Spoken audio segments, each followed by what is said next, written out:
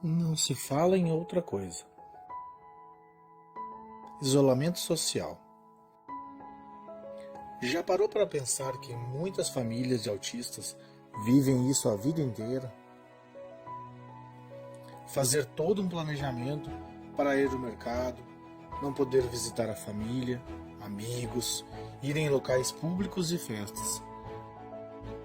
Não ter escola para o filho e nem ter alguém para ficar com ele quando você trabalhar. Rezar para o filho não ficar em crise, pois não tem terapia suficiente para todos os autistas, nem no SUS e nem no plano de saúde.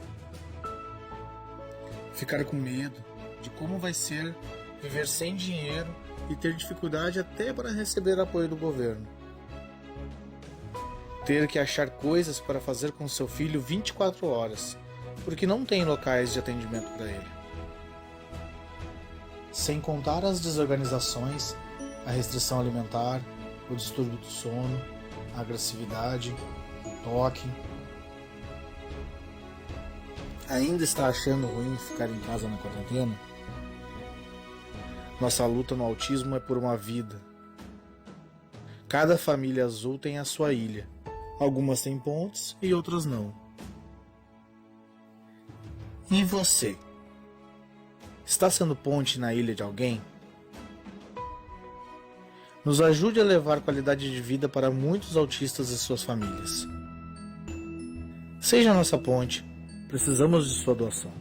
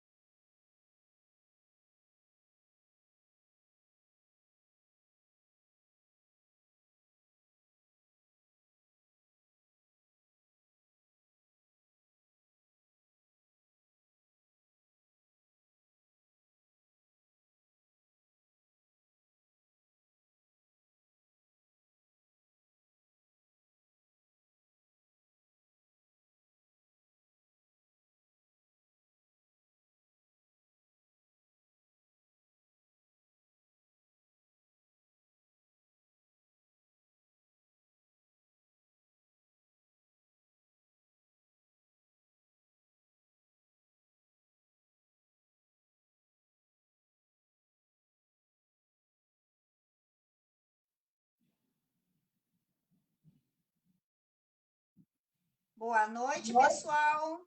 Mais uma terça-feira, então, onde a gente está reunido, como de costume. Eu já começo a sentir saudade quando começa a chegar domingo, e daí já vem segunda.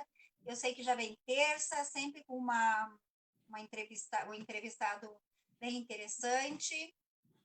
Espero que todos estejam bem. Hoje a gente vai falar com a Marilice Coste, tá? Marilice Coste, ela tem um currículo bem longo. A primeira coisa que eu vou dizer que ela é mãe de um autista adulto, tá? E ela é especialista em arte terapia, diretora da Sana Arte, mestre em arquitetura, atende em oficina de arte terapia, literatura e criatividade, online e presencial.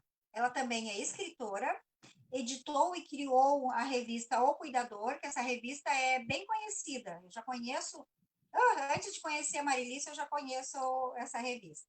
Muito interessante. Entre seus livros estão Como Controlar Lobos, Proteção para os Nossos Filhos com Problemas Mentais, A Fábula do Cuidador, esse eu já li, As Palavras do Cuidador. E ela tem esse currículo gigante eu acho que tem um motivo bem interessante, né? Uma mãe de autista, ela conseguiu encaixar, eu acho que várias coisas para autoajuda e nos ajudar também. Então, eu dou a palavra para ela vai se apresentar para vocês. Curtam bastante, gente, façam perguntas, que, olha, é bem interessante essa live que a gente vai fazer hoje. Oi, Mari, pode Oi, conversar boa um noite pouquinho? para todos, lindos também, né, ao meu espaço aqui. É um prazer estar aqui com a associação, com esse convite dessa gente tão querida, tão batalhadora, né? Enfim, ela já me apresentou, não vou me apresentar de novo. A diferença acaba sendo pouca, só que eu sou meia workaholic, né? Que trabalho demais. Mas o meu filho já está com uma idade agora diferente da quem tem filho jovem, né? Então eu sei o que passaram. Meu filho está com mais de 40 anos de idade, quase 50. Então é uma trajetória realmente, o que me permitiu escrever algumas coisas em função disso. E já tem um outro livro aí em lista de espera aí para as mães mesmo, para os pais também, né? Estou à disposição de vocês. Quando a gente fala, né, agora tu falou uma coisa interessante para as mães e para os pais. Geralmente a gente acha que só mãe cuida, né, um filho especial, e não é essa a realidade. Pode ser que seja a maior parte, mas a gente tem muito homem que cuida sozinho o filho, que cuida ou junto com a esposa ou com a companheira e cuida também. Então hoje a gente também vai dedicar essa live para os pais. Então, hoje o tema é como cuidar de quem cuida. Porque a gente conversa bastante, Marice, sobre a importância de quem cuida estar bem, para conseguir conciliar todas as outras coisas que tem que ser feita com o nosso filho, em qualquer idade, né? Qualquer fase do autismo, né? Eu tenho uma história familiar de mãe que fundou a PAI em Passo Fundo na década de 60. E, ela ia na casa das mães buscar as crianças, porque as mães não acreditavam nem que os filhos pudessem aprender. E ela dizia para essas mães assim: ah, deixa eu levar teu filho. E a mãe dizia assim: eu não, a senhora não vai conseguir ensinar nada para ele. E a senhora vai cansar, mas não vai ensinar nada. Daí a mãe disse assim, não, tu deixa comigo porque eu vou ensinar teu filho. A gente tem gente preparada lá na PAI para atender. A mãe tinha participado de um levantamento em Passo Fundo e descobriu que tinha muitos deficientes na cidade. Foi por isso que ela acabou criando a PAI. E ela tinha que convencer a mãe para levar. E aí a mãe, lá pelas tantas, cedia e dizia assim, tá, dona Alice, então a senhora leva, mas o que eu vou fazer agora, né? Sem meu filho em casa? Porque ele acaba sendo o universo da mãe, né? E ele não deveria ser o universo da mãe. A mãe tem outras pessoas no seu universo, né? Mas a mãe se direciona para esse filho como um trator. Ela carrega uma energia imensamente grande em cima desse filho. Porque ele é frágil, porque ela sabe que ele precisa contar com ela o tempo todo, né? Muitas vezes. E até cria uma certa dependência enorme, né, com esse filho. E aí a minha mãe virava para essa mãe quando dizia o que eu vou fazer, e ela dizia assim: agora a senhora vai se arrumar, vai descansar e vai namorar seu marido. Então a gente tem uma história assim de que tem esse olhar também para o pai, né? E eu aprendo muito também com as pessoas que eu atendo, né? Porque às vezes eu tenho uma família para atender e é um pai e uma mãe, a mãe recém descobriu, e o pai está entrando no processo de aceitar, de conhecer, de saber, de aceitar a palavra em si. Porque entre aceitar que tem um filho e aceitar internamente leva um tempo, né? Mas ninguém olha para esse pai. A mãe não olha tanto para a mãe também, né? A mãe é invisível, ela é transporte, ela leva para o psiquiatra, ela leva para o neurologista, ela leva para o fisioterapeuta, ele leva para a escola, ela leva a criança de todo lugar que ela vai, ela não tem vida própria. E isso é uma coisa que tem que ser bem quebrada, porque isso leva ao adoecimento, né? E o pai que vai a reboque, porque ele vai tendo mais dificuldades para aceitar esse filho, demora mais para entrar na onda do cuidado, ninguém enxerga esse pai, ele está em sofrimento e ninguém vê.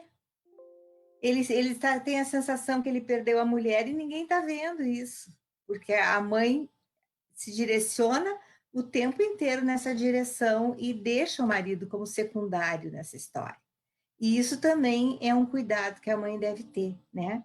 Que ela precisa também descansar e namorar, né? Ela precisa se dar tempo também para isso, especialmente no início, né, das descobertas.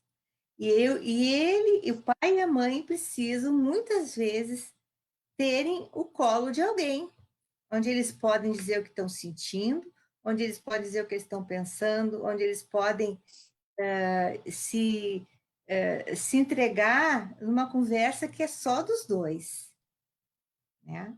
É difícil esse espaço. O pai geralmente é o provedor, é aquele que não pode perder o emprego. A mãe abre mão do seu emprego para cuidar quantas vezes, né? Então, são situações bem diferentes, que o marido vai sentir de um jeito e a mulher vai sentir de outro. Então, é importante que tudo isso seja visto, que quem atende essas famílias possa também ter um olhar direcionado aos dois. Eu acho bem importante essa fala, porque quando a gente começa essa caminhada, né, minha caminhada também é longa, meu filho tem 28 anos, a gente começa essa caminhada e a gente acha que a gente tem que fazer de tudo para aquele filho evoluir. E tá certo, ele tem aquela fase que eles precisam mesmo, que a gente dê aquele gás. Mas só que a gente também não pode esquecer do nosso viver, porque aquilo ali não é uma fase, ela pode durar anos.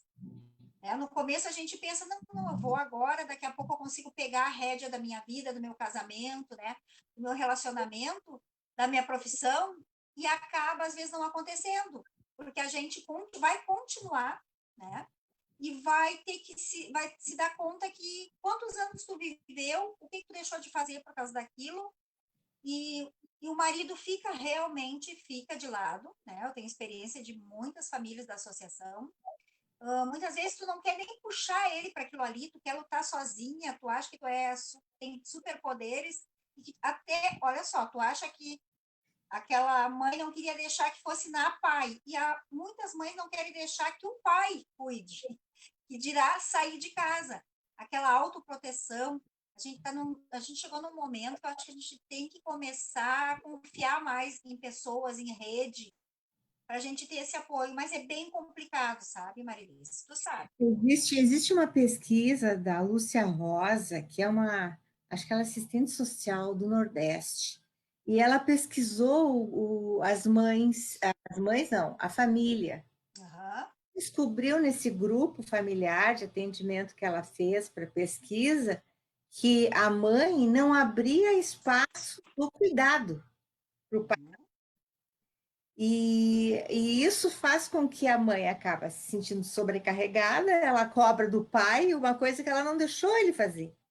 Verdade. Tem que abrir esse espaço, tem que valorizar esse pai. Esse pai, mesmo que erre, como ela também errou, porque a gente erra e acerta como mãe de pessoa com deficiência e como mãe sem deficiência, de filho sem deficiência. Porque a gente, como mãe, aprende com cada filho, cada um é um, e cada um age de um jeito, e cada um exige alguma coisa diferente da gente, né? Então, não adianta a gente não bota diploma porque teve um filho. Se eu fosse ter uma agora, era uma novidade de novo, porque cada um é uma singularidade, né? Então, assim, o pai se direciona para manter, como é o padrão, né? Era mais o padrão, né? Agora é menos, porque a mulher precisa participar das finanças da casa, mas ele tem todo esse jogado para fora. Tu não sabe fazer, né? É uma frase que pode ser dita. Eu não posso contar contigo. E aí vai dizendo sempre para ele que não pode, que ele não pode entrar, né? Que ele não tem competência, que ele não consegue, que ele não sabe fazer. Quando, na verdade, ele está aprendendo também. Então, tem que valorizar todos os gestos, valorizar o pequeno gesto do pai também, que a mãe também precisa olhar. E para ele também poder olhar para ela. Mas isso tudo é um aprendizado, né? Que a gente tem, é um esforço que a gente tem que fazer, e isso aí vem muito com o tempo. No meu tempo, no teu, a É, gente tinha, era aprendizagem. muito mais complicado, porque a gente não tinha orientação nenhuma. Hoje as mães já conseguem buscar uma ajuda, já conseguem ouvir. Olha só, nós estamos em plena pandemia e todas as terças a gente traz um assunto interessante. Então, é uma forma da pessoa aprender sem precisar sair de casa, ter que estar com seus filhos e poderem fazer. São poucas as que vão chamar hoje o pai para ouvir essa live. E hoje era o momento dos pais também participarem, também ouvir. Porque eu ouço muito, vocês falam muito nos pais, nas mães, né? E os pais? Onde é que ficam os pais? E a gente tem na própria associação, o pai que perdeu a mãe, que cria o seu filho sozinho, e que faz também, e ele vai fazer, assim como tu disse, quando ele for solicitado e a gente começar a confiar no pai. Aqui em casa, às vezes, tem situações que o meu marido diz assim, ele só come quando tu serve a comida. Por que será? Se eu sirvo igual e ele não come, né? Será que eu não estou supervalorizando uma coisa que eu estou fazendo? Eu faço melhor, eu boto um pouquinho mais para lá do que tu? É? Sim, sim. E aqui em casa acontece muito isso, né? Eu acabo, às vezes, sufocando. E o meu marido acaba acreditando que ele não é capaz. Ele sempre diz, quando tu serve a comida, ele come, é a mesma comida. E aí eu fico toda orgulhosa. Quando eu sirvo, ele come, né? Mas agora, quando eu tô atucanada até aqui de serviço, daí eu já quero que ele sirva. E aí a coisa não flui, entendeu? Então tá na hora das mães começarem a se permitir, a deixar o homem entrar no universo. Mas, como tu disse, não é só filho especial, porque quando a mãe pare, ela também puxa aquele filho para ela, e o pai ficou 9 meses esperando aquilo ali, e ele não viveu tudo aquilo ali. Se tu não entregar para ele um pouco, ele não vai conseguir viver essa paternidade. E eu vejo que no filho especial acontece a mesma coisa. O que tu aconselharia, então, a mãe, aquela que bota embaixo da asa, que acha que só ela sabe fazer as coisas, Ela e que vai pagar tem um um pai preço. para dividir? Ela vai pagar um preço alto por isso, porque aí ela vai depois dizer assim, eu não consegui fazer nada, porque tu não me ajudou. Não pode essa cobrança entre o casal, né? Tem que ser conversar, dialogar um com o outro, ver o que está incomodando, entender o outro, ter um pouco mais de empatia para o lado do marido, o marido também tem um pouco mais de empatia para o lado da mãe, né? Entender que ela é um processo diferente do dele, eu acho que isso é importante. Eles vivem processos diferentes, né? A mulher, porque a criança saiu da nossa barriga, é uma criação nossa, a gente tanto sente amor por isso, quanto sente culpa também, né? Porque se Muita culpa. eu que fiz, né? E o pai, mas eu entrei com a questão genética, como é que fica, né? Então fica aquele jogo de quem é que é o responsável pela deficiência ou não é, e aquilo ali não leva a absolutamente nada, né? Eu sempre conto uma história que eu gosto muito, porque isso aí eu aprendi até foi quando eu fiz o mestrado, que eu li Microfísica do Poder, do Michel Foucault. E ele lá conta, não sei se é esse livro dele, mas tem um outro também, que num deles ele conta a pesquisa que a França fez na peste, porque ela descobriu que morriam muitas crianças do sexo masculino. E eles foram de casa em casa e foram contando quantos tem aí, que idade tem, é homem, é mulher, e anotavam e foram fazendo um levantamento do Estado. E o Estado ficou assustado. Quem é que vai para a guerra agora, naquela época? Né? Como é que vou vencer uma guerra se eu não tiver homens para lutar? E aí ele provocou a igreja, né? Chamou a igreja católica e os dois se juntaram para fazer com que essa mãe começasse a se sentir responsável por essa criança. E aí apareceu a culpa.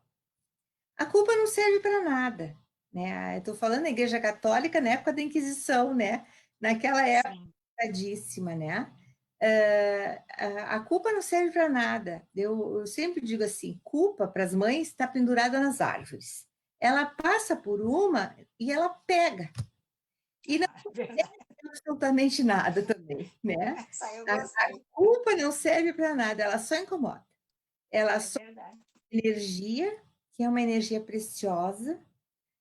Quem é familiar sabe como a nossa energia é preciosa no cuidado, né?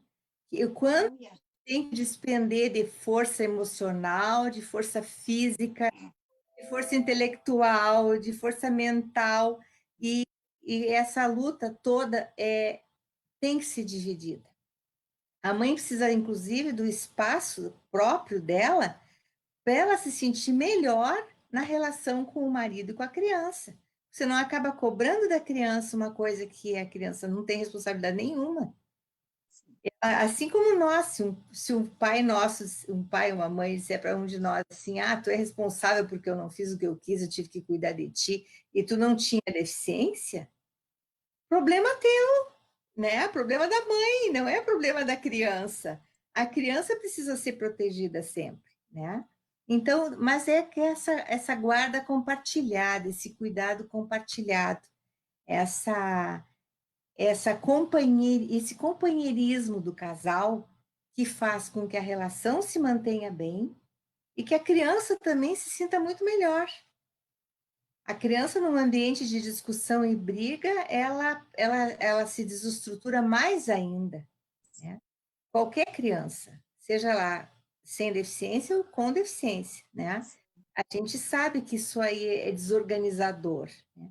Então, é importante que esse casal se una, que passeie juntos. Eu tenho um artigo no meu blog que é sobre os pais, nesse sentido de que, como eu recebi uma ligação um dia pelo Facebook de um rapaz de Santa Catarina, dizendo assim para mim: Dona Marilice, a senhora podia me ajudar? Eu estou com um casal de amigos que está com um filho com autismo e eu queria poder ajudar e eu não sei o que eu posso fazer. Eu achei aquilo tão precioso, tão amoroso, tão amigo, que eu me dediquei a fazer esse artigo. E aí fui colocando lá a quantidade de informações, uma quantidade de informações para orientar esse amigo, que pode ir nessa casa, que pode se oferecer para ficar um pouquinho, dizer assim, vocês vão dar uma voltinha, vão tomar um sorvete, vão passear, deixa eu brincando com ele aqui um pouco, que eu fico uma hora mais ou menos e vocês voltam. Para um amigo, uma hora, escutar alguém chorando no nosso ouvido, né? Ou contando uma tristeza que a gente está cuidando, e a gente cuidando de uma criança, não vai ter tanta diferença assim, é a dedicação que está mostrando. Né?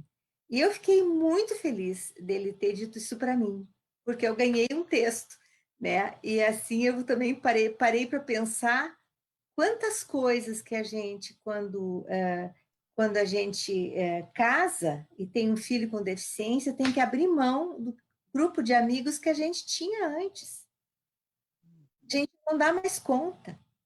A gente vai estar cansado, a gente não pode voltar àquela hora, a gente tem obrigações a mais do que uma criança que poderia ficar com a avó, né? Por exemplo, né?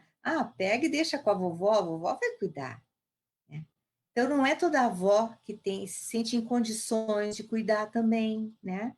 Então, são várias coisas. Na verdade, quando a gente tem um filho com deficiência, a gente tem uma pessoa com deficiência numa família, que não é só o pai e a mãe.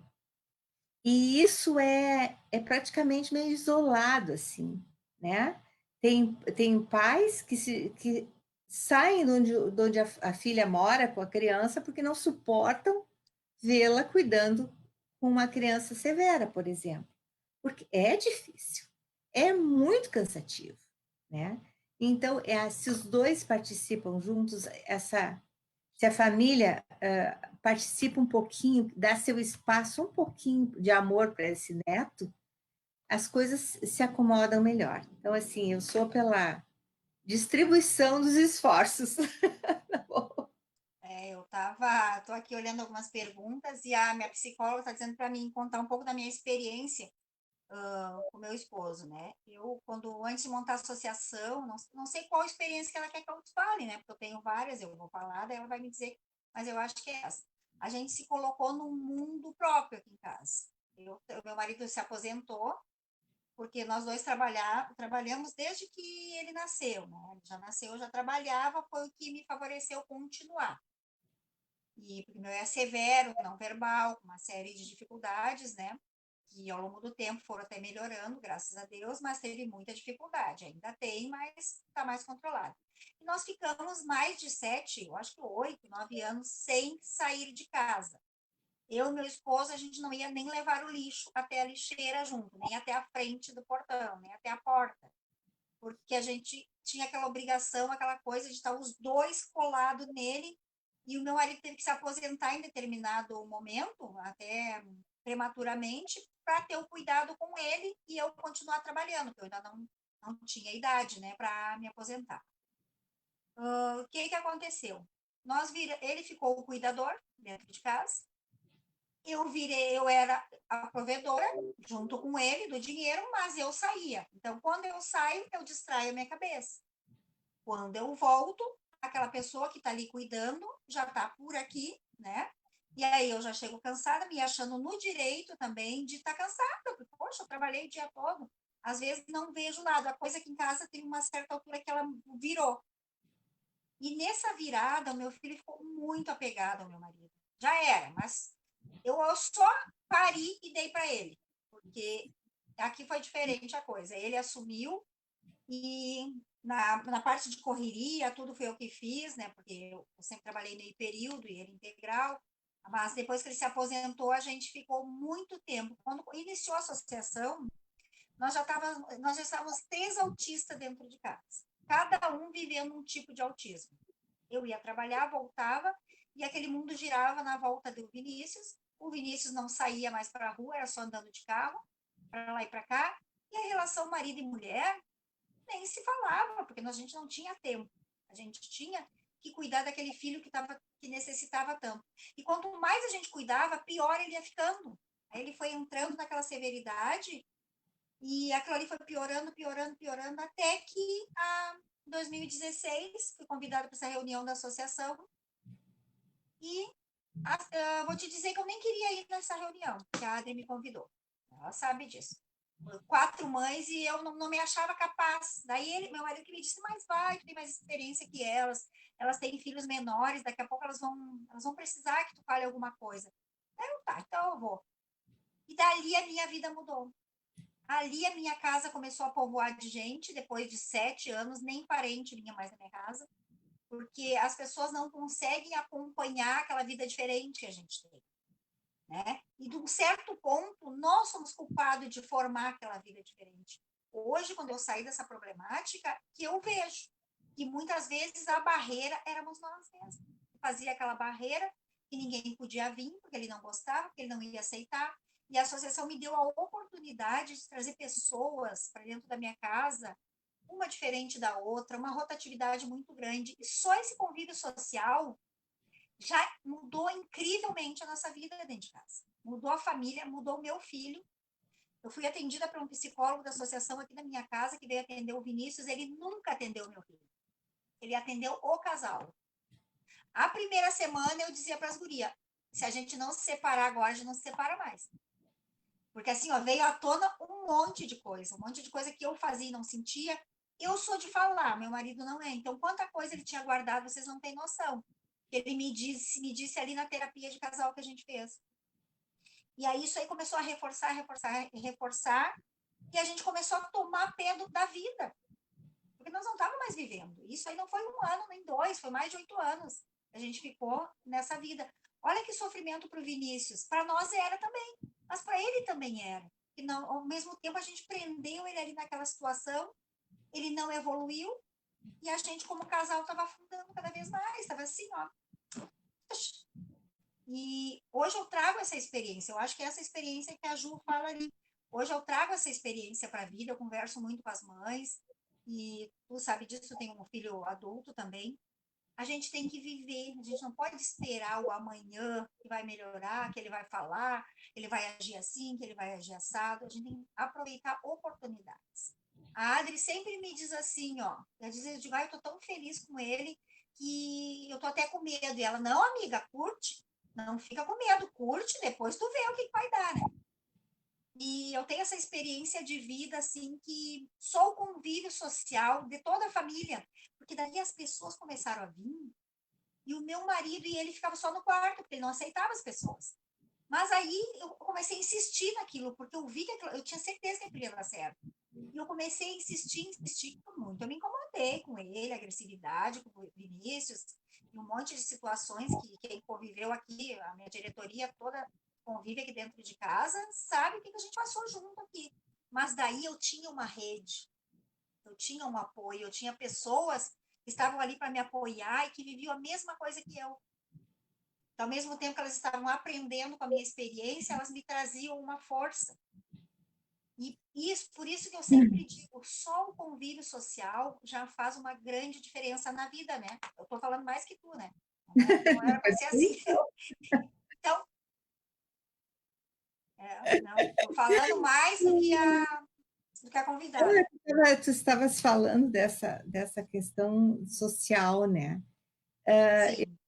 Uma das coisas que a gente não pode é nunca esquecer os amigos que a gente tem, né? Quem tem filhos e casa e tem filho com deficiência, mesmo que o espaço seja pequeno, mas não esquecer deles, né? Eu nunca esquecia meus amigos, assim, meus amigos mais do coração, que eu convivia mais, que eram mais próximos, que eram do secundário, do Sim. ginásio, tá? Era um cartãozinho no Natal, era um Feliz Páscoa, a gente escrevia cartas, né? E eu chegava em casa e recebia minhas cartas, né? Eu estudava, eu tive a sorte, eu fui privilegiada. Eu tive meus pais que conseguiram, meu pai era industrial naquela época e pagou, me ajudou muito, porque eu era sozinha, eu tinha 3 crianças e ele com autismo, né? Só que esse diagnóstico de autismo não existia naquela época. Não, não. A fono que atendia me encaminhou para uma psicóloga, porque ele estava com problemas de comportamento bem sérios, de agressão. Ele não é severo, mas ele é moderado, com problemas cognitivos e outros também, né? Comorbidade já desde pequeno. Uhum. E, e ela me encaminhou e a psicóloga olhou para mim e disse assim, tu sabe, né? Tu és uma mãe fria, uma mãe geladeira. Ai, nesse tempo. Eu fiquei depois pensando, porque isso aí eu só fui compreender muitos anos depois, porque eu não estava preocupada com isso. Eu passava os fins de semana com os meus filhos, com os 3. Nós sentávamos na mesa da sala, nós desenhávamos, pintávamos, recortávamos, fazia o que a gente tinha que fazer, tema fazia. Às vezes eles nem esperavam o tempo, porque eles gostavam mesmo de sentar na mesa todos nós. Eu botava minhas coisas de pintura em cima, meus lápis de escrever, enfim, de desenhar. Eu estava cursando arquitetura, eu passava 3 dias inteiros na Unicinos, eu pegava ônibus, ia para o centro, agora é muito longe tudo isso, tudo aquilo, eu pegava Sim. ônibus, ia para o centro, de lá pegava outro ônibus para Unicinos e passava o dia inteiro lá com as disciplinas, para em 3 dias no máximo terminar a disciplina da semana e não precisar voltar. E aí, nesses 3 dias, tinha que ter uma pessoa, uma empregada que cuidava das crianças para mim. E eu voltava e depois ficava 4 dias em casa, né? Mas eu estava cursando arquitetura, então, assim, eu tinha material, eu tinha sempre papel, eu tinha sempre coisas de criatividade para inventar com eles, né? Então, eu fazia junto, né? A gente brincava muito nesse... Eu me lembro daquele espaço ali como um espaço bem usado da casa, né? Com eles, né? Mas o importante é que tu tenha esse espaço de criatividade, inclusive tu pode fazer esse espaço com qualquer pessoa da casa, né? Envolver o marido, envolver outras crianças amiguinhas que estão brincando, né? Faz esse espaço um espaço de criação. Eu acredito muito, trabalho com isso porque acredito, né? A escrita, para mim, tem poder também, né? De tratamento. E a arte, sempre eu me cuidei com as minhas criações. Eu fazia as minhas coisas, olhava, pensava e já começava a tentar entender, quando eu era adolescente, o que eu queria dizer com aquilo, né? Então, a arte-terapia foi a minha grande descoberta de vida, que me fez muito feliz. Eu sou formada, fiz essa especialização em 2004, né? E então, assim, a gente abre coisas que a gente descobre muitas outras, né? Que direito tem uma psicóloga ou uma terapeuta qualquer de dizer o que tu és, né? Num diagnóstico do teu filho. Eu tinha 2 filhos a mais. Então, meu afeto, eu era mãe geladeira com 3, eu teria 3 autistas, então, né? Com certeza. Né? Então, era assim, a minha história, isso aí foi década de 70, né? Sim, não, eu li muito já sobre isso. Mas eu passava por cima, eu não dava importância, né? E até há pouco tempo que a gente, às vezes, eu precisei de um atendimento no CAPS, num CAPS de Porto Alegre, e o psiquiatra que me atendeu, eu não abri mão dos meus direitos, né? Porque ele já tinha sido atendido lá. Ele disse: olha, ele já teve uma internação porque ele não está suportando ficar esperando, né? Então, o desencadear de coisas por falta do cuidado que a gente precisa, que às vezes esse cuidado é público e a gente fica numa fila de espera, seja para uma internação, às vezes, seja para atendimento, a mãe deveria ter sido olhada, deve ser olhada com mais um olhar, não uma coisa tão assim padronizada, né? Porque a mãe realmente ela está sobrecarregada, sem espaço para nada, fazem a gente esperar, às vezes, uma manhã inteira para ter uma consulta. Isso para nós é super precioso, meu Deus do céu, a manhã inteira para receber uma consulta. Eu tive coisas hilárias na minha vida que aconteceram, assim, de ser atendida de uma forma assim que não tinha nem sentido. Se eu fosse. Inclusive, eu tenho uma palestra que eu falo de todos esses cuidados que eu tive. E tive um que foi uma coisa preciosíssima, que eu nunca vou esquecer. Era o dia mais frio de Porto Alegre, em agosto. E ele tinha entrado numa crise e eu tive que internar. Mas eu estava esperando vaga. E fomos para o PAN, Vila dos Industriários, que era ali que foram selecionadas as vagas hospitalares para saúde mental. E aí, quando nós fomos atendidos, a médica escutou a mim, era uma coisa que não acontece sempre, né? Às vezes só dão atenção para a pessoa com deficiência e a mãe que está vendo todos os dias as mesmas coisas, sabe que aquilo ali precisa de suporte e não, às vezes não tem espaço para falar. Mas ali não, essa psiquiatra entendeu nós dois com enorme carinho. E aí ela disse assim: o seu filho, a senhora não vai sair daqui com ele vai ficar aqui aguardando o leito. Então, agora vocês vão esperar um pouquinho ali na sala de refeições, porque vocês dois vão receber uma alimentação. Tava um frio, e veio uma embalagem para mim e uma para ele. Eu nunca recebia algo quente num dia frio que eu estava tão frágil. Aquela Fragilizado. comida eu lembro de sabor até hoje.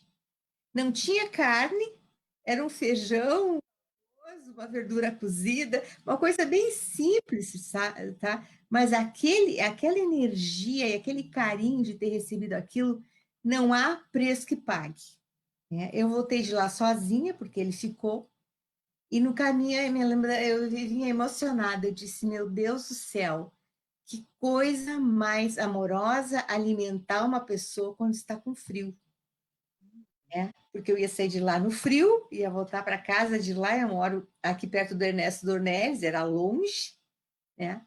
E até chegar em casa, não tinha ar-condicionado no carro, nada disso, era frio mesmo, roupa que a gente enchia, se enchia de roupa.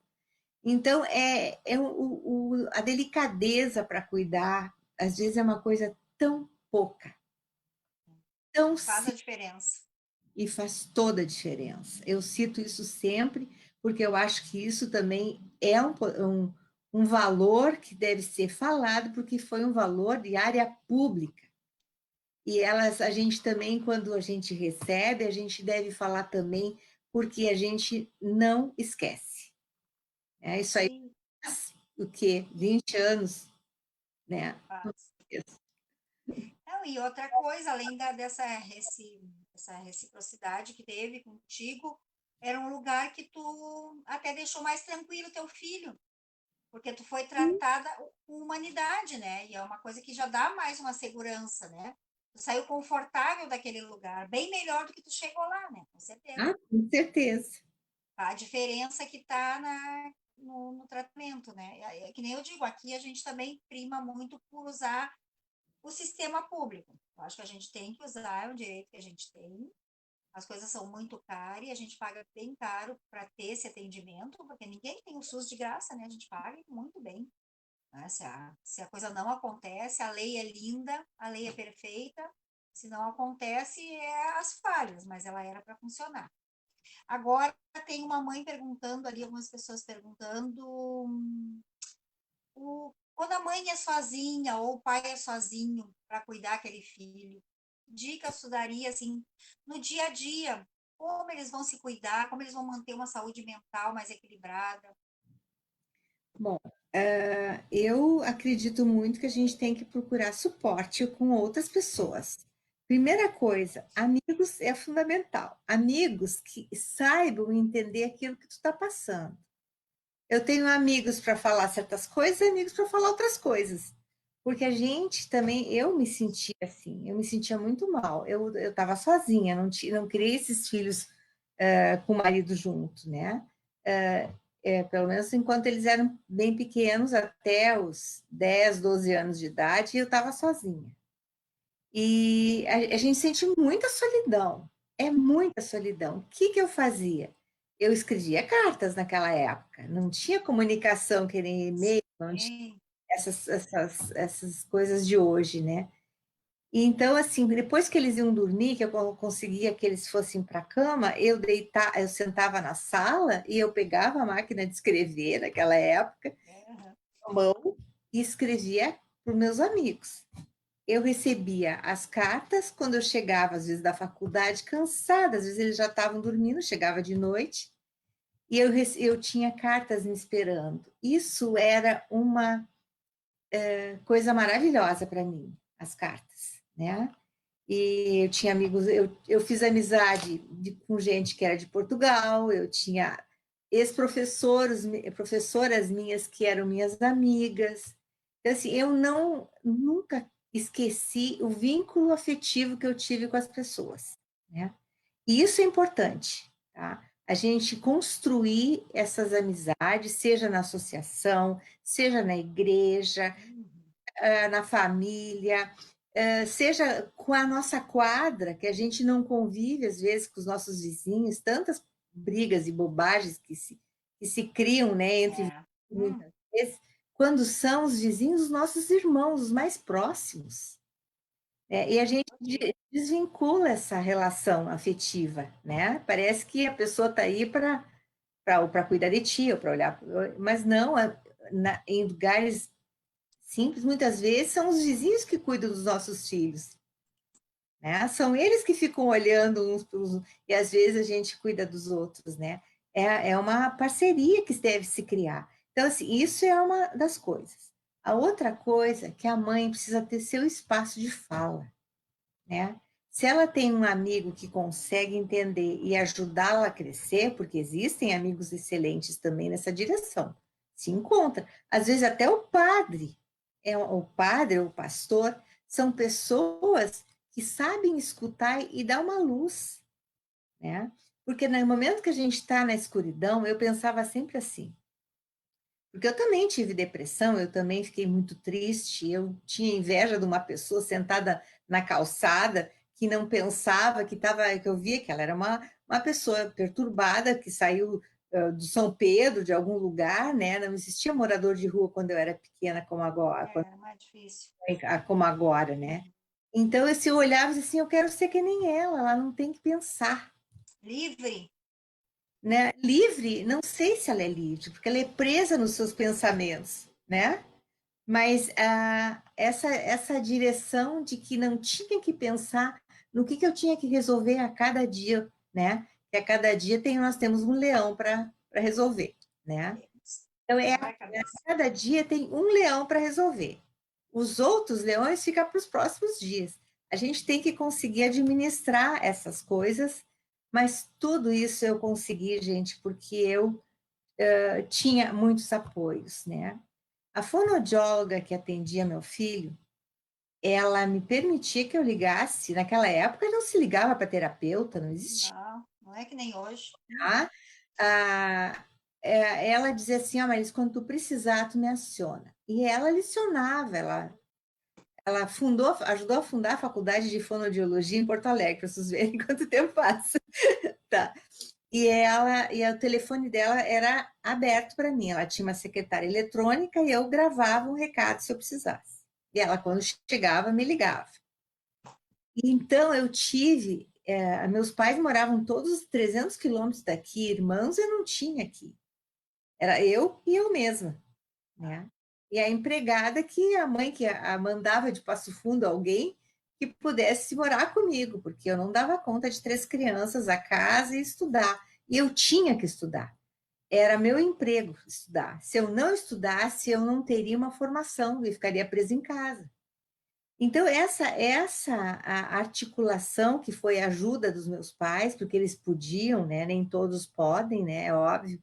Mas uma mãe pode, às vezes, ficar com o neto, uma avó pode ficar com o neto um pouquinho. Minha filha, vai descansar. Gente, é uma coisa preciosa descansar, dormir, poder não pensar que precisa levantar na hora, porque alguém está cuidando por nós. Eu ia visitar minha mãe em Passo Fundo e às vezes era muito difícil os outros entenderem que eu chegava lá e a minha mãe tinha preparado uma cama perfumada para mim, ela que tinha arrumado, botado um talquinho, ela tinha preparado uma sopa para mim, ela me escutava quando eu chegava, ela ficava, quando eu terminava de falar, ela olhava para mim e dizia assim, minha filha, tudo passa. Tu quer mais frase do que essa? De uma mãe? Então, assim, eu acredito que eu tive pessoas preciosas perto de mim, que me deram suporte para eu poder ir. Mas não quer dizer que eu nunca desistisse. Eu, às vezes, queria largar a faculdade. Eu disse, não aguento mais, eu estou cansada, não aguento mais. E aí a minha irmã mais velha vinha e dizia assim, ó, freio nessa fala aí, cancela uma disciplina, me ajudava a me organizar, entendeu? Aham. Então, a família é importante, né? Agora, o apoio, né? Se eu lhes disser que eu ofereci suporte tempos atrás para um grupo de mães e ninguém participou, né? Agora, na pandemia, que eu estou atendendo online, a dificuldade que existe na mãe de assumir o autocuidado. E isso eu também tinha. Tá? Eu posso entender, mas eu vou atrás dessa mãe. Por quê? Porque ela precisa sentir que ela pode, porque atrás desse sentimento dela de fuga, né, que a gente tem em quase todas as terapias, né, a gente foge em todas as terapias, não é só porque é para cuidar de uma mãe, né? A gente falta na sessão, a gente chega muito atrasado no início das sessões, né? Isso já é um jeito de mostrar para a terapeuta que tem algo que está importante ali que precisa ser tocado, né? Então, eu tinha esse suporte, né? E eu procurava, e também eu procurava ajuda, porque quando eu não estava bem, eu queria ajuda, né? E eu aceitava ajuda, eu escutava ajuda. Outra coisa que é importante para a mãe também é escrever. Faça o seu diário. Eu escrevia lá, querido diário. Pô, quem é o diário que estava falando comigo, né? Não tinha o diário falando comigo. Mas era uma forma que, na adolescência, as adolescentes escrevem para si mesmas, né? E isso é um autocuidado. Porque a gente vai escrever as coisas ruins, mas lá pelas tantas lembra, ah, mas isso aqui foi bom, né? E quando quiser rever, está escrito, está registrado. Eu acredito que quando a gente escreve, a gente joga para fora as coisas, assim como quando a gente pinta, joga para fora. Se a gente olha, essa coisa não está lá dentro, a gente está vendo fora da gente. Então, permite esse distanciamento para poder pensar. Então, a escrita, para mim, é uma coisa muito poderosa, tá? O meu último livro que tu citaste, As Palavras do Cuidador, é As Palavras e o Cuidado. Ah, tá. É, As palavras e o cuidado? é um livro de arte terapia e literatura, tá? É baseado no meu trabalho. Então, a gente tem, eu acredito muito que a gente tem esse potencial de se expressar e de trazer as nossas informações para frente, para nós, com lucidez. Porque quando tu vai escrever, tu quer razão para escrever, né? Então, tu vai raciocinar. Mas como tu está escrevendo para ti mesmo, ninguém vai ler, né? Tu escreve tudo que tu quiseres. Tu é honesta com aquilo que tu está É sentindo, na honesta, e verdade, né? isso aí ajuda muito a gente se enxergar, ajuda muito a gente se ajudar. Mas a busca de um apoio, de um suporte, de uma orientação, é preciso, a área pública tem que fornecer, a gente tem que exigir que nos CAPs os atendimentos sejam diferenciados. Eu até agora não tive um acolhimento em CAPs que fosse adequado a um grupo de mães, né? Inclusive, eu comecei a querer cuidar desse público e olhar mais para nós mesmos e para as mães, numa dessas sessões, quando eu olhei aquelas mães sentadas ali ao redor de mim, e todas elas estavam mortas. Eu disse, mas que vida própria tem essas pessoas? Eu pensei comigo, né? Eu não quero isso para mim, né? Então, me serviu para eu enxergar isso. Mas em outras situações, a gente vê a falta de manejo. Como não. Uma coisa assim, quem é que gosta de ser a repetidora das dores do seu filho toda a vez que tem um profissional para cuidar? É verdade. Volta tudo de novo aquilo lá. Então, é um baú isso. Eu considero isso nosso baú. E a gente libera só para quem a gente quer. E não por obrigação, né? E assim, eu sempre me senti invadida, né? Apesar de tu estar falando, saber que é importante para a criança, mas como isso é feito, de que forma a gente pode ajudar essa mãe, não é desse jeito. Ninguém pergunta para a mãe assim, mãe, como é que tu estás? São raros os profissionais que fazem isso, né? E isso é fundamental para que a gente veja que alguém está olhando para nós, né? E isso é a nossa terapeuta que tem que chegar e dizer, elas dizem isso para a gente, como é que tu estás, né? É para nós que ela vai olhar. Então é importante, a terapia é importante para qualquer pessoa, né? O autoconhecimento só faz a gente aprender a transitar onde tem pedras, porque pedra todo mundo tem. Só vai arrumar a tua maneira própria de Isso. transitar, né? Eu sempre digo, né? A associação procura dar um suporte assim para as mães. A gente tem psicólogas voluntárias, tem terapias, mas a adesão, realmente, a adesão, ela me preocupa bastante, sabe? As mães e os pais não se dão, a mãe não se dá o direito, os pais nem se fala, né? Que são os últimos que vão querer uma terapia. Uhum. Mas agora, as mães, elas acham que aquilo ali não é importante, que se o filho dela estiver bem atendido, tá bom. Mas não compreende que ela tem que estar bem. Se ela não tiver, a casa vai desmoronar, a família, o marido, o filho. Agora surgiu uma pergunta ali antes que foi feita aí, como conciliar os outros filhos para que eles não se sintam excluídos? É uma dificuldade bem grande isso. Como é que eu vou te dizer? Eu, apesar de ter atendido a todos, sempre vai ter um que vai dizer: a senhora não me atendeu. Uhum. Agora, isso também acontece mesmo que tu não tenha filhos com deficiência. É verdade. Um que vai se sobrepor, vai ter um que a mãe tem mais facilidade de se comunicar, isso é percebido pelos outros. Sempre vai ter essas diferenças nas famílias, né? Mas o filho que tem tem deficiência, ele ocupa muito mais o nosso tempo, com certeza, né? E a gente carrega esse sentimento de mãe que não foi capaz de abraçar todos, né? E isso eu senti. Quando eu me separei, eu parei para pensar e disse assim, olha, a partir de agora nós vamos mudar um esquema aqui em casa. Eu saí com um para jantar fora, dei atenção para outro individual e agora nós vamos ter um churrasco aqui em casa que vocês fazem, vocês vão se divertir. E aí a primeira vez eu tinha um amigo que era mágico, eu convidei ele para vir fazer mágica e brincar, mas se divertiram tanto com aquele mágico, porque era uma coisa diferente e surpreendeu, né? Mas a gente pode inventar coisas diferentes, né? Mas dar atenção não é dar atenção no meio de todo mundo sempre. Dar atenção é sair e perguntar para o filho como é que você está. Dedicar um tempo, né? Tu tá precisando de mim? Porque às vezes não está precisando. Aí a criança diz assim, não, mãe, eu estou bem.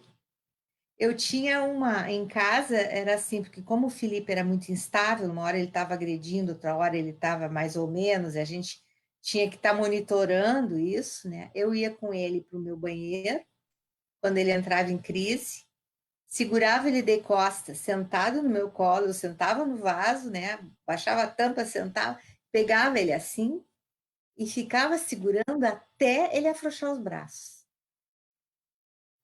Aí eu soltava. E os outros, quando acontecia alguma coisa, ou esse filho também, que tinha alguma coisa que não tinha sido legal ali no grupo, eu disse, vamos lá conversar com a mãe no quarto. Eles já sabiam que ia para o quarto da mãe conversar. Alguma coisa. Fechava a porta, ninguém podia entrar, né? E tinha que esperar até nós terminarmos de conversar. Então, é manter essa possibilidade de diálogo, né? De não fechar a porta, né? E agora a gente realmente, às vezes vê que os filhos já cresceram e a gente ficou, parece que faltou um buraco naquela direção. Mas isso é possível recuperar, gente. Vai atrás desse filho, conversa com ele, abre esse espaço, conta o que tu está sentindo, te coloca num patamar de quem é humano também, está te vendo, mas não conseguiu. E se não conseguiu, paciência. Agora vamos tentar acertar. E abre esse espaço para ele. Como deve ser, que é difícil para eles, né, Marice? É É difícil para os muito outros difícil. filhos, né? É muito difícil. Eles têm que conviver com isso. Assim, ó, a gente tinha uma família em exaustão. Quando ele tinha 26 anos, eu estava compulsiva, controlando ele o tempo todo. A minha filha estava doente, tendo herpes, a hora, né? E aí, a cada filho estava com um sintoma de estresse, né? Aí ele dizia que ele queria se matar, ia para a janela e gritava, o outro também queria dizer a mesma coisa, porque Claro. estava querendo um ganho afetivo, é óbvio, Sim. a mesma coisa, mas ele estava provocando como uma coisa de criança mesmo, né? Então, a gente tem que ficar alerta nessas direções, né? Alerta para ver e abraçar. Aonde que a gente tem que acolher? E às vezes a gente vai para prioridade, né? Quem está pior a gente atende. É. Às vezes a gente tem a sorte, né? De estar com a sorte não, é que foi tanto tratamento que acertou alguma coisa, né? Então, se a gente vê que a criança está melhor, então a gente começa a olhar na outra direção, o outro filho adoece. Vocês nunca viveram isso? É que eu só tenho um, né? Eu não tenho essa Mas é experiência. muito comum isso, né? É comum. Um filho fica bem, o outro fica mal. Então a gente fica pulando de galho em galho. A minha vida, eu sempre dizia assim, às vezes meus amigos diziam assim, Marilis, qual é o teu próximo incêndio? Apagar incêndios. E a gente passa a vida inteira, e isso a gente tem que tratar em terapia para a gente não se bloquear por causa disso, indo, tentando alguma coisa, lutando, quando a gente começa a conseguir, aparece um problema maior, tu tem que pegar e não consegue fazer isso. É difícil de fazer, é muito difícil, mas dá para fazer. É possível, né? É uma possível. pergunta. Já estamos estourando. Hum.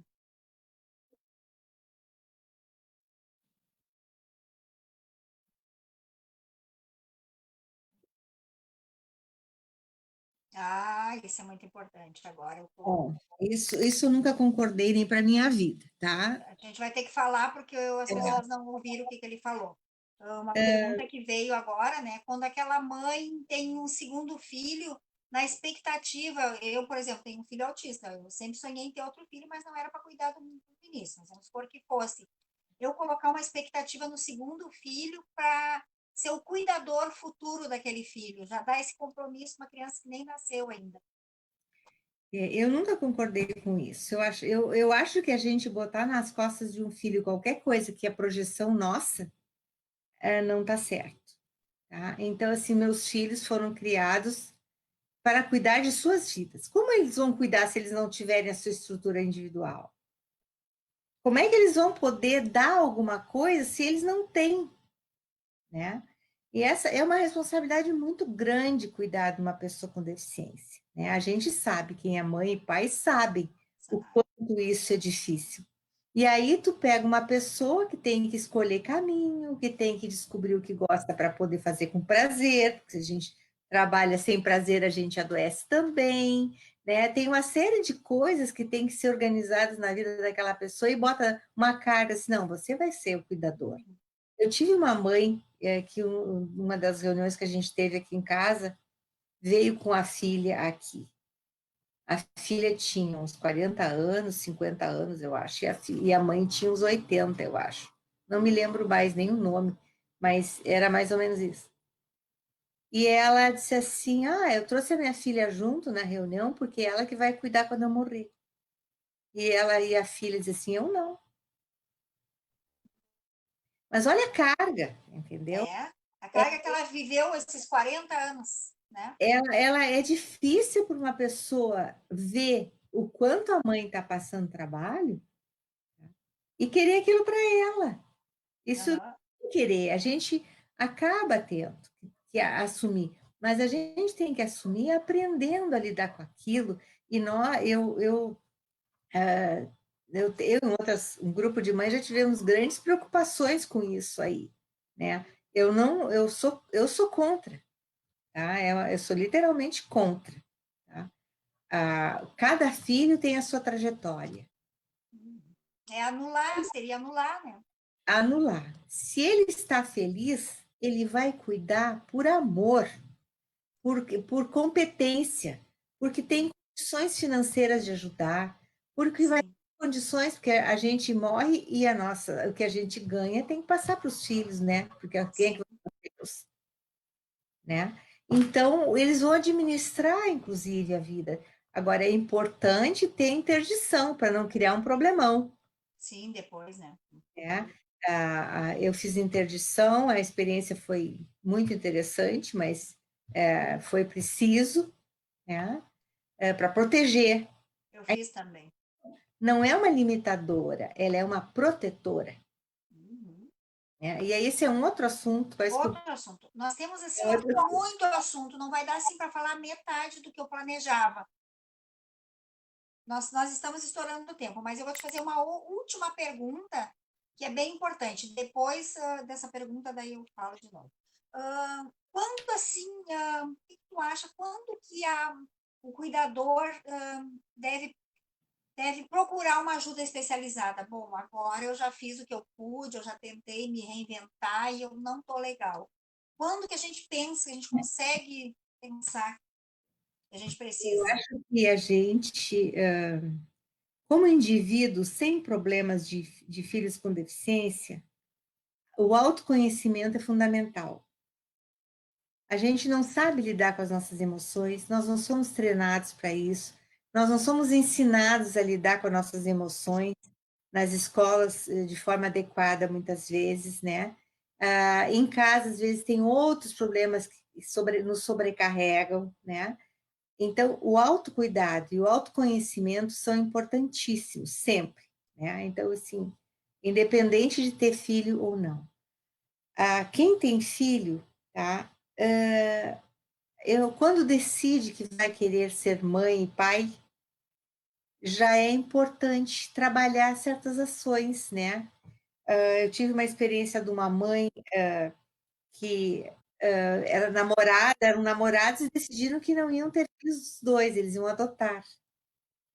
E eu aprendi muito com essa mãe, porque ela me ensinou um tipo de inclusão que eu estava contra até, né?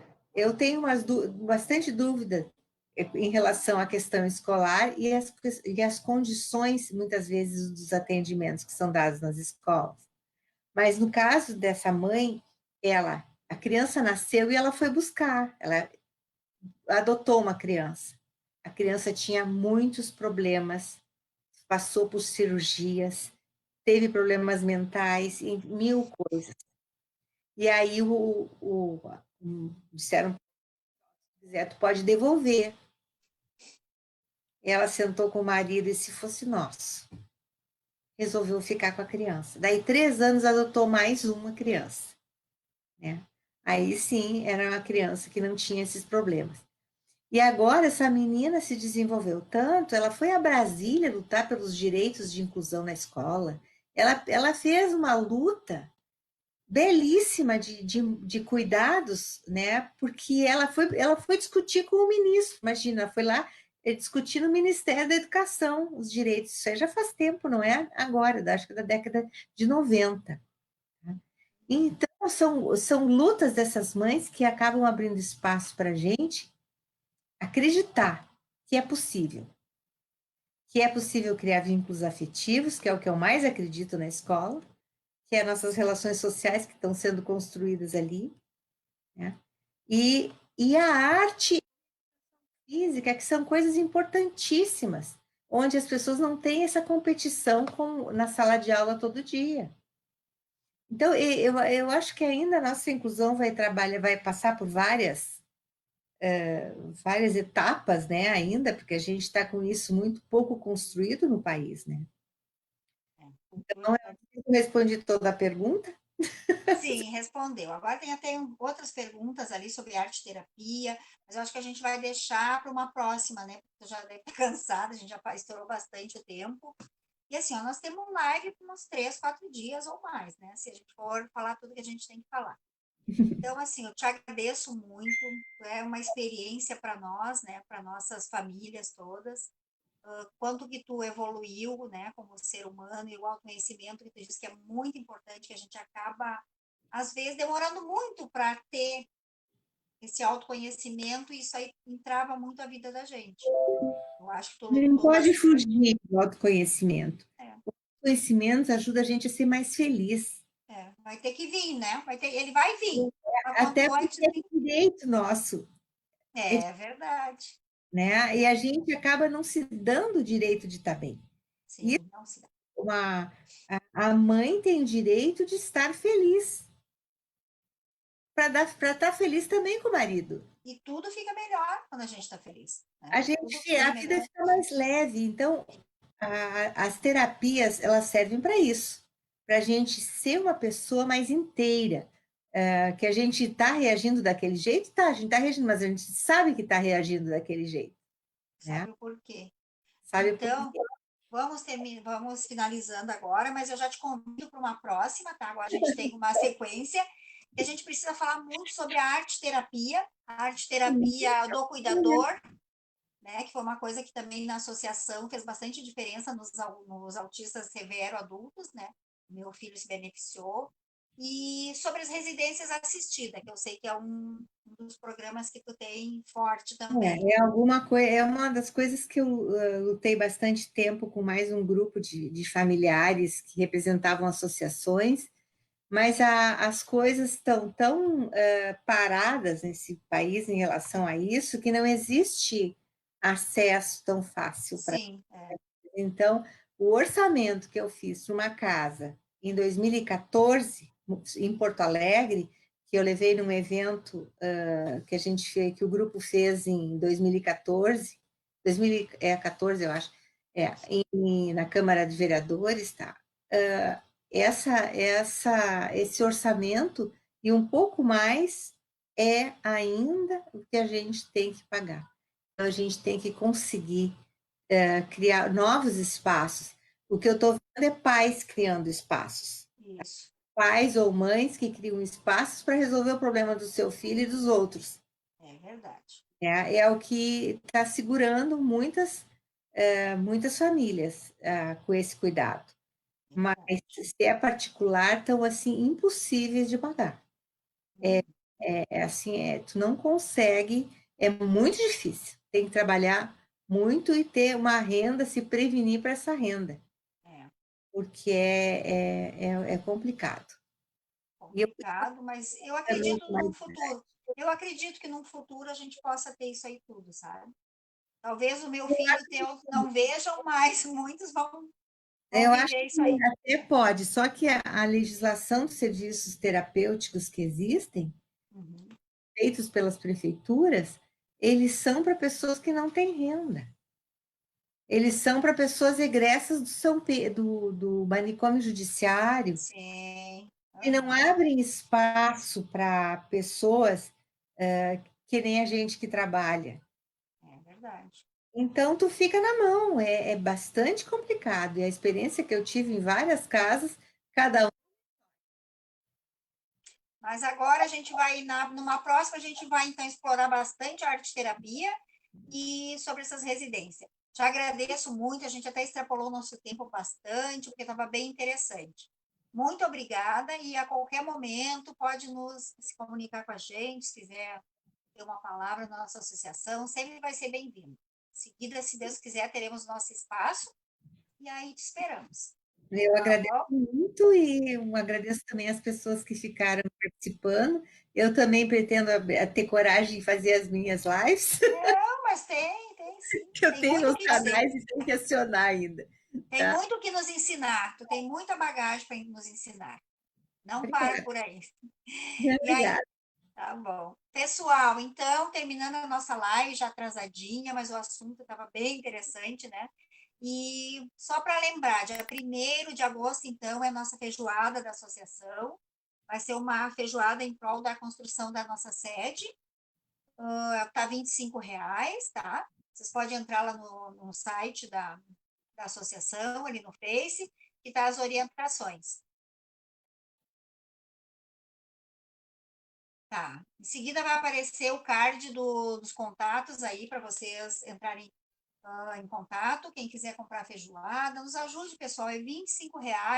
A gente vai fazer uma ótima feijoada em sistema drive-thru, com bastante segurança, né? Que a legislação da nossa cidade, do nosso estado, condiz, né? E nos ajudem, pessoal. Vai ser a primeira feijoada nessa pandemia. Nós tivemos que nos reinventar para seguir adiante a nossa obra. Convido todos para conhecer a nossa obra, que entrem no nosso site. A gente tem um canal do YouTube agora, que tem vários vídeos, para conseguir superar essas pandemias com os nossos filhos, né? Dentro de casa. Nos ajudem, pessoal. E, explorem bem esse nosso site aí, que tem bastante novidade, bastante coisa boa. Vou encerrando por aí.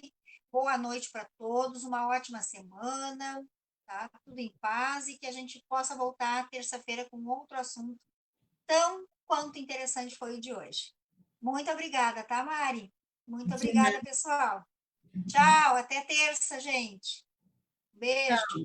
Tchau.